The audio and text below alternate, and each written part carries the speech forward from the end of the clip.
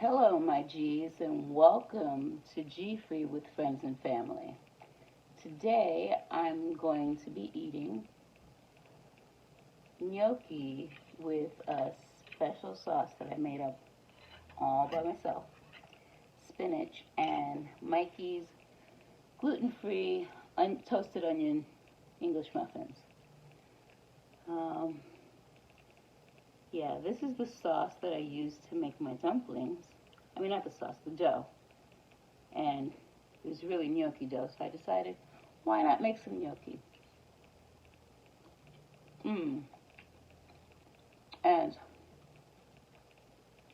this sauce is my little creation. I had tomato sauce. I didn't have any cream, so what I did was added my non-dairy creamer to the tomato sauce. Put a little oregano, a little salt, a little garlic, and it tastes just like vodka sauce. Oh, and salmon. I put salmon in it. So it tastes just like vodka sauce with salmon in it. And it's really, really good. And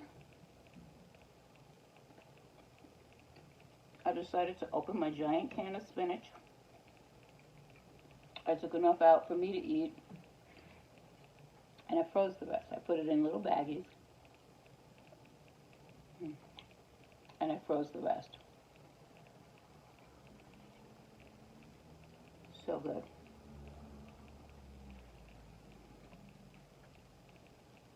Bite.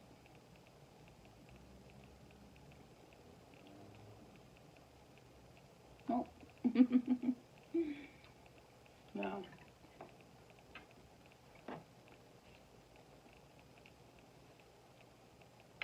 I think it's important that, at times like this when you can't get out to get to the supermarket,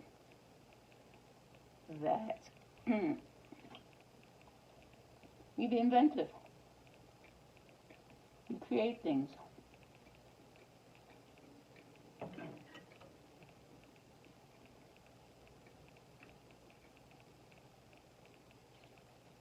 This is so good. I do stuff like this all the time. Well, I used to anyway. And my son, in particular, will be like, oh no, oh no, she's doing it again. And sometimes when I give him something to eat, he's like, what is this? And I just tell him it's food. Eat it. Most times it's good, but sometimes it's not. But this is good.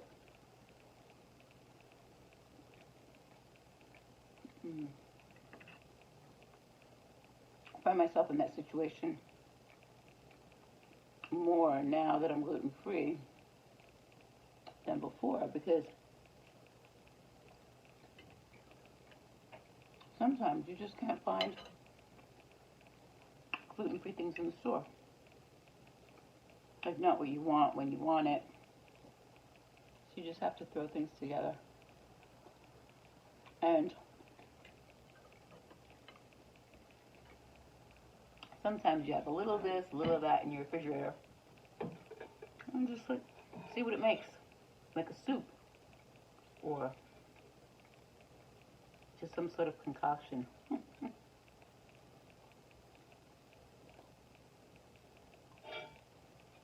I remember one time I made veggie burgers. No, bean burgers. And the first time I made them, they were really good. Second time I made them, they were not so good.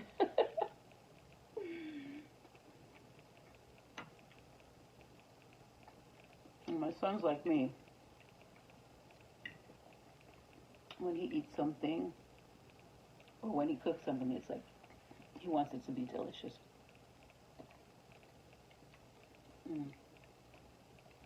He would be pleased with this.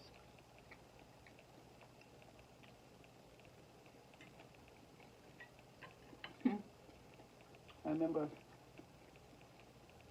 my father was a cook in the army, and he could cook really, really well. My mother was the baker, but my father, he could really cook. My mother, she had a few dishes she could make that were really tasty, like her fried chicken.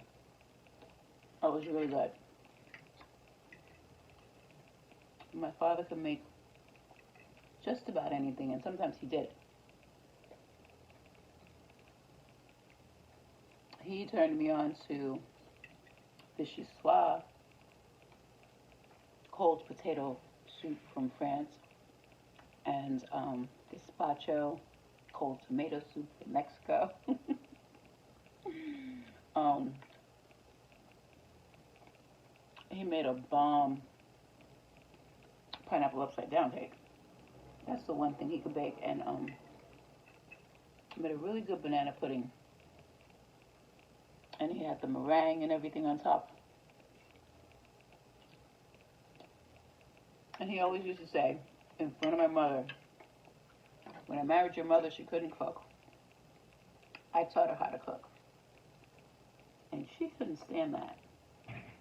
So one time, my aunt gave her this recipe for,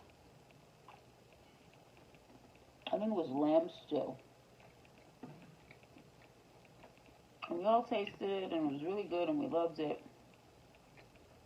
So she made it again.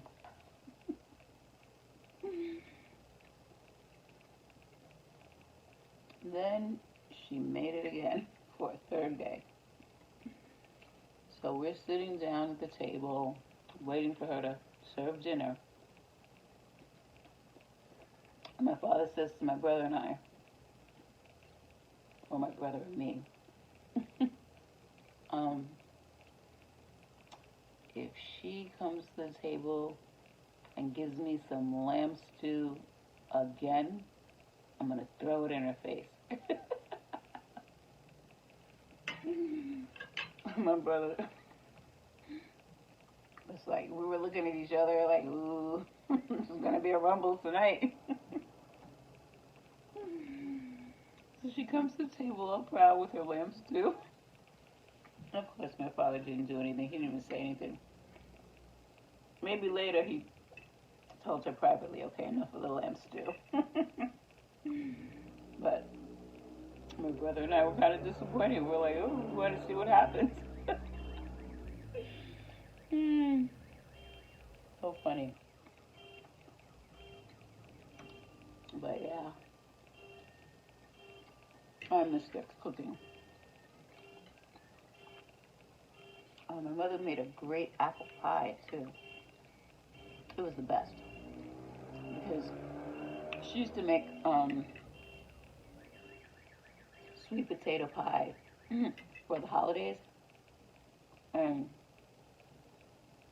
I was a kid and I wasn't particularly into sweet potato pie. I love it now, and I make it really well.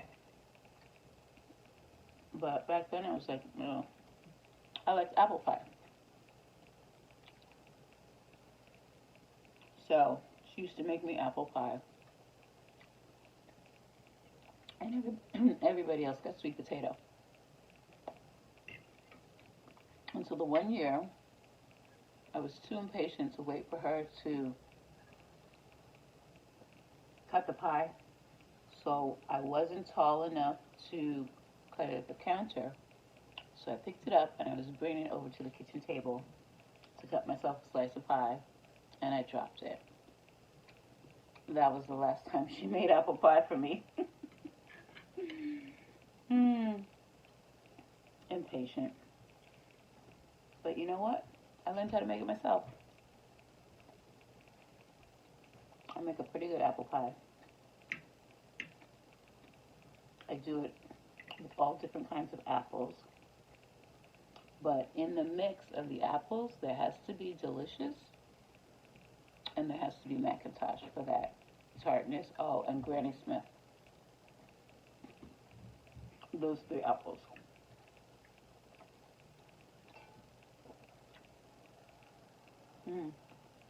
And the crust has to be buttery.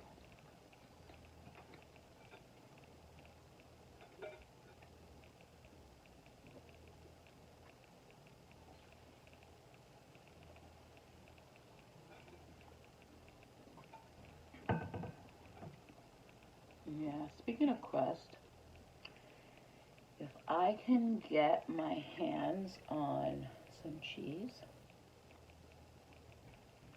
I'm gonna make a gluten-free pizza.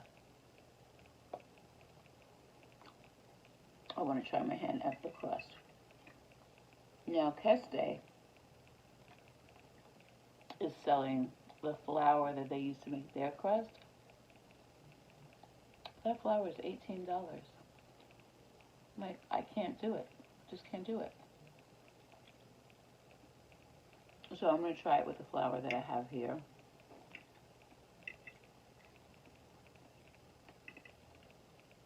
Which was pretty pricey as well, but it wasn't $18. And I got a big 5-pound bag. So it was, you know, a lot of flour. So I want to try the pizza dough.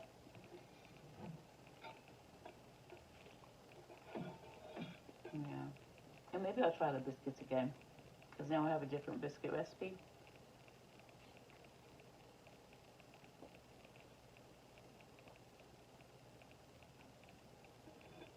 Oh, I can't stand when I do that. Yeah. I don't know if you saw the peanut butter cookie video, but I got a message on one of my videos. Oh no, someone messaged me on the peanut butter cookie video, and they jokingly said that I should send them a batch. And I thought, I think I still have 6 dough balls for the peanut butter cookies that I didn't cook yet. And I went and looked in the refrigerator, and there it was. So I cooked them, and I ate them. Yeah. They were still good, but they weren't as moist as when you first do them, and the little markings that you do, that I like to do in peanut butter cookies, because that's what makes them look like peanut butter cookies. They didn't come out so well. But they tasted the same, and that's what's important. Excuse me.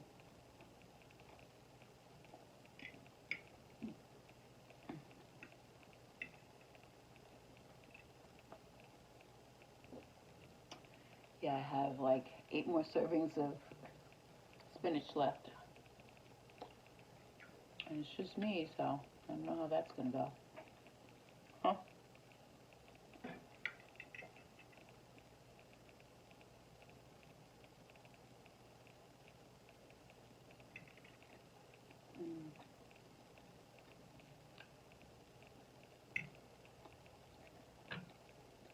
That was a good idea.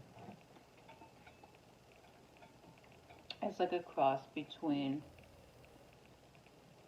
vodka and Puttanesca. Yeah, because they put anchovies in the Puttanesca.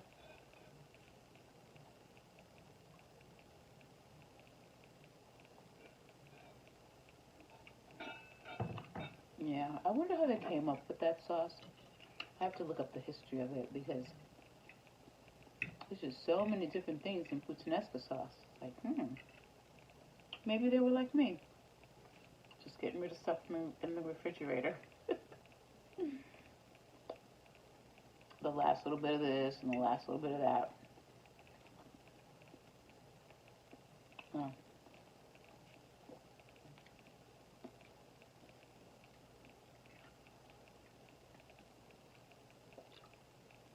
Good stuff. Alright, I'm kind of full. I kind of slow down when I'm getting full. I don't want to overstuff myself, so I'm going to end it here. and say, be kind to yourself. Remember to count your blessings and be a blessing to somebody else. Until next time.